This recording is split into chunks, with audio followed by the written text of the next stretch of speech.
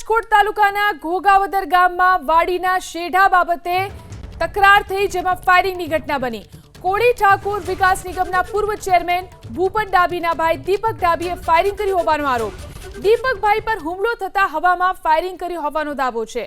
બંદૂક અને કારતૂસ સાથેનો વિડીયો પણ વાયરલ થયો છે। ઘટનામાં ગોંડલ તાલુકા પોલીસે બંને પક્ષોના નિવેદનો લઈ અને તપાસ શરૂ કરી છે। તો વાડીના શેઢા બાબતે બબાલ થઈ હતી। ભૂપત ડાભીના ભાઈએ ફાયરિંગ કર્યાનો આરોપ। ભૂપત ડાભીના ભાઈ છે દીપક ડાભી, જેમણે ફાયરિંગ કર્યું હતું। દીપક ડાભી પર હુમલો થતા હવામાં ફાયરિંગ કર્યાની માહિતી।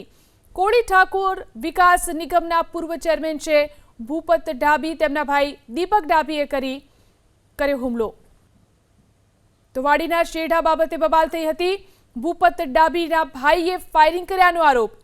ભૂપત ડાભીના ભાઈ છે દીપક ડાભી, જેમણે ફાયરિંગ કર્યું હતું। દીપક ડાભી પર હુમલો થતા હવામાં ફાયરિંગ કર્યાની માહિતી। કોળી ઠાકોર વિકાસ નિગમના પૂર્વ ચેરમેન છે ભૂપત ડાભી, તેમના ભાઈ દીપક ડાભીએ કર્યો હુમલો।